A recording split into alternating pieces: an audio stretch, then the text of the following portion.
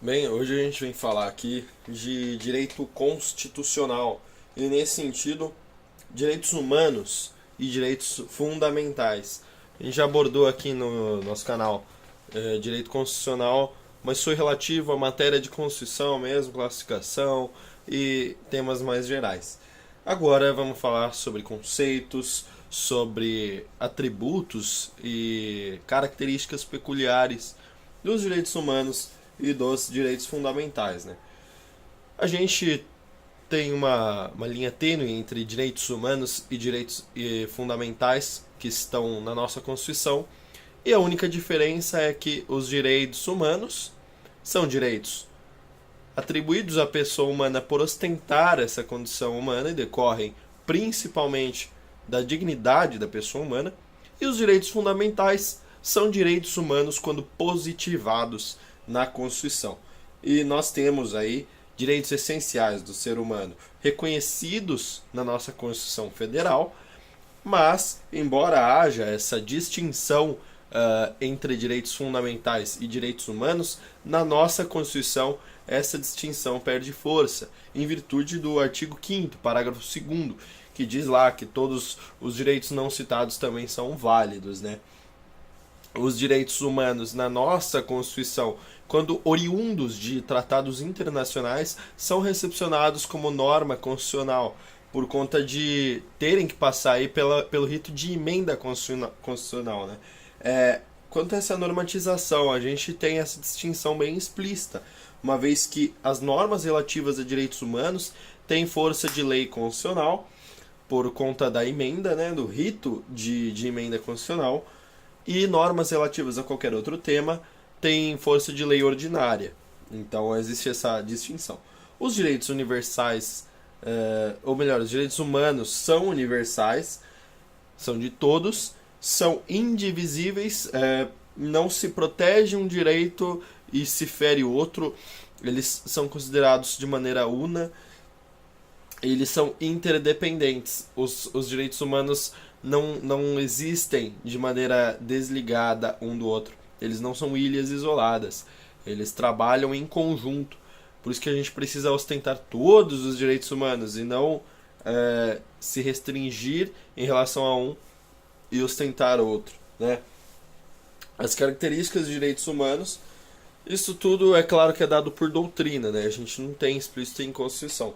Mas características, historicidade, porque os direitos humanos são constituídos por processos históricos. Eles não surgem eventualmente, né? A gente não do nada dorme numa noite, acorda na outra pensando, pô, vou fazer um direito humano aí para ajudar a galera. Não, é um processo histórico, tanto que a gente já vai ver sobre a primeira, segunda e terceira dimensão de direitos humanos. Outra característica, a universalidade, porque todos que ostentam a condição humana têm direitos humanos.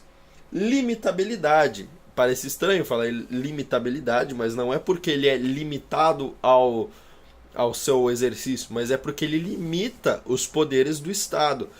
O Estado é restrito em seus poderes por conta da existência de direitos humanos que o impedem de fazer atos discricionários, atos ditatoriais, e tanto que a gente vê que na maioria das ditaduras os direitos humanos são suprimidos.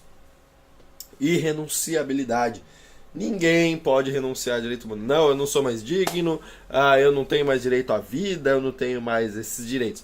Não, eles são personalíssimos, são irrenunciáveis, inderrogáveis e inalienáveis, né? Que é isso que eu vou falar no próximo. Inalienabilidade. Complicado. Não existe conteúdo econômico no direito humano, não pode ser cedido em virtude, em valor, com título, com valor monetário, não tem valor pecuniário, a gente não pode vender direito humano. Imprescritibilidade. Os direitos humanos não prescrevem. Não é porque você, de repente, tem um problema hoje, em virtude de um direito humano violado passado, que você não pode exercitar esse direito humano. O seu direito humano ele é atemporal. Ele te acompanha na sua vida inteira, né? Temos garantias constitucionais que asseguram o exercício de direitos fundamentais que já estão na nossa Constituição São, por exemplo, o habeas corpus, o habeas data, o mandado de segurança, o mandado de injunção. O habeas corpus, por exemplo, ele assegura o exercício do direito ambulatorial. O habeas data assegura o direito à privacidade, à informação. E temos ainda um direito que é extremamente peculiar, extremamente debatível, que gera muita intriga hoje na sociedade, que é a liberdade de consciência e crença, ou melhor, a inviolabilidade de liberdade de consciência e crença. Né? Nós temos que a Constituição Federal estimula a população a ter uma religião e também beneficia cultos, beneficia templos. A gente vê aí igrejas que não pagam imposto, mas é justamente por força constitucional. Templos de qualquer culto não pagam impostos para fomentar a religião. Quanto à eficácia, aqui a gente precisa já tratar de maneira mais cuidadosa, porque as eficácias são matérias de concurso, são matérias mais difíceis. Bem, no início, aí, quando a gente teve o surgimento dos primeiros direitos humanos, a gente verificou que era necessário se proteger do Estado. O Estado era muito poderoso, o Estado era muito impostor, né? E ele causava uma agressão aos direitos humanos inerentes a nós. Então, primeiro a gente tem essa proteção. E aí, os direitos humanos vieram para tutelar essa relação e proteger o subordinado ao Estado da relação de poder. Né? Então nós temos aqui nós pequenininhos, o Estado grandão e os direitos humanos limitando o poder. Essa é a chamada eficácia horizontal. Eficácia vertical, perdão. Esta eficácia vertical, por conta que o Estado, um ente acima, vai se relacionar com o ente abaixo dele. Relação vertical de direitos humanos. Entretanto, apesar dessa distinção, né, posteriormente verificou que nas relações privadas também existe violação de direitos humanos, também existe a violação e ameaças entre privados, como por exemplo bancos ou particulares com muito poder, particulares famosos que têm influência na sociedade para com nós, réis mortais. E aí vem a eficácia horizontal para tutelar a relação horizontal privada entre dois particulares que podem sim se agredir. É muito legal a gente falar também de algumas doutrinas, né, como eles classificam os direitos fundamentais, como por exemplo Canotilho. Ele escreve, mas ele escreve bastante coisa. Eu vou só sintetizar o que ele falou e depois eu leio como ele classifica. Bom, em Canotilho a gente só tem direitos fundamentais que são frente ao Estado, que possuem imobilidade jurídica e política. Esses direitos visam a autonomia do cidadão e a defesa dele para com o Estado. A frase do Canotilho, mais comprida: os direitos fundamentais, em sentido próprio, são essencialmente direitos ao homem individual, livre e, por certo, direito que ele tem frente ao Estado, decorrendo o caráter absoluto da pretensão, cujo exercício não depende de previsão em legislação infraconstitucional, cercando-se o direito de diversas garantias com força constitucional, objetivando-se sua imutabilidade jurídica e política. Direitos de particular perante o Estado, essencialmente direito de autonomia e direitos de defesa. É basicamente o que eu sintetizei aqui para nós. Uma outra distinção que eu gosto muito é a do Oscar Vilhena. E o do Oscar Vilhena é porque ele dá pra gente fazer uma relação com a nossa Constituição Federal, como eu abordei o artigo 5º, parágrafo 2º da nossa Constituição. Oscar Vilhena diz que, basicamente, direitos da pessoa humana reconhecidos expressamente ou implicitamente pela Constituição são os direitos fundamentais. Então, por que eu gosto dessa definição? Porque reconhecidos expressamente ou implicitamente pela Constituição, que é o caso da nossa Constituição, que reconhece alguns direitos fundamentais estampados no artigo 5º, mas também abre o leque de direitos fundamentais em virtude do parágrafo 2º do artigo 5º. E aí a frase do Oscar Vilhena é fantástica. A denominação comumente empregada por constitucionalistas para designar o conjunto de direitos da pessoa humana expressos ou implicitamente reconhecidos por uma determinada ordem constitucional são os direitos fundamentais.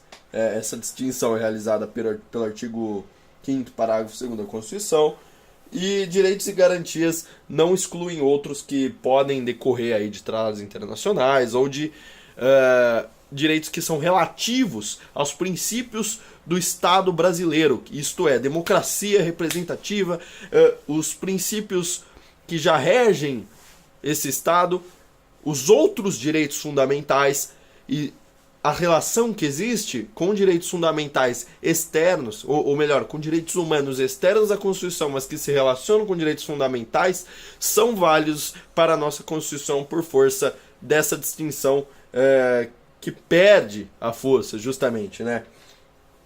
Falando da primeira geração, segunda dimensão, né?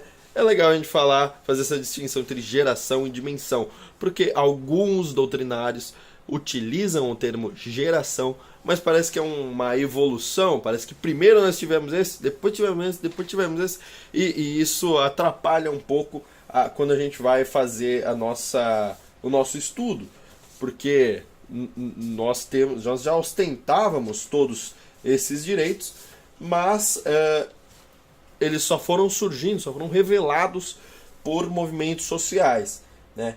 Primeira dimensão, temos aí a Revolução Francesa, que influenciou o surgimento dos direitos de liberdade, direitos políticos, né? Porque principalmente a gente tinha lá o Estado grandão, que cerceava nossos direitos políticos na monarquia absolutista, e agora com a liberdade, com a Revolução Liberal, Liberté, Igualité e Fraternité, mas nesse caso a gente só visualiza a liberdade. Nós temos aí a Revolução Francesa como uma força motriz para o surgimento do direito humano político, né? Depois, o que nós temos? Qual que é a próxima revolução impactante para o nosso estudo?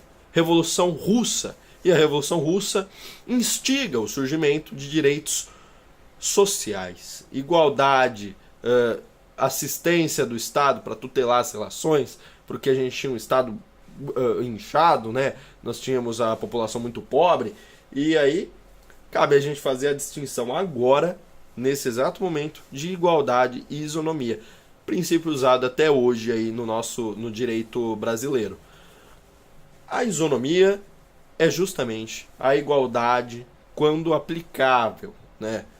Quando a gente vê o caso concreto e vê que, de repente, apesar do dono do Santander ser uma pessoa humana e o mendigo da praça ser uma pessoa humana, eles não são pessoas iguais. E nós precisamos tratar os iguais de forma igual e os desiguais de forma desigual, de modo a instigar a igualdade. Então a igualdade jurídica é justamente a igualdade quando se trata de maneira física, e a isonomia é a igualdade aplicada, né? Quando a gente vê que, na verdade, as coisas não são bem assim.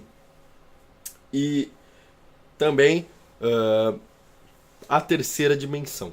Falando em terceira dimensão, nós temos eventos que influenciaram isso. Grandes guerras e, posteriormente, petróleo e surgimento de armas nucleares.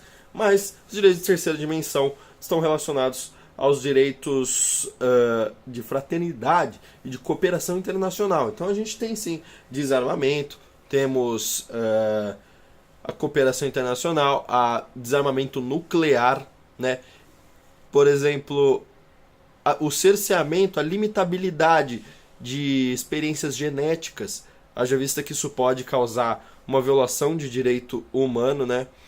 E aí nós finalizamos essa parte de direitos humanos, né? Havendo mais possibilidades de a gente falar disso, a gente volta.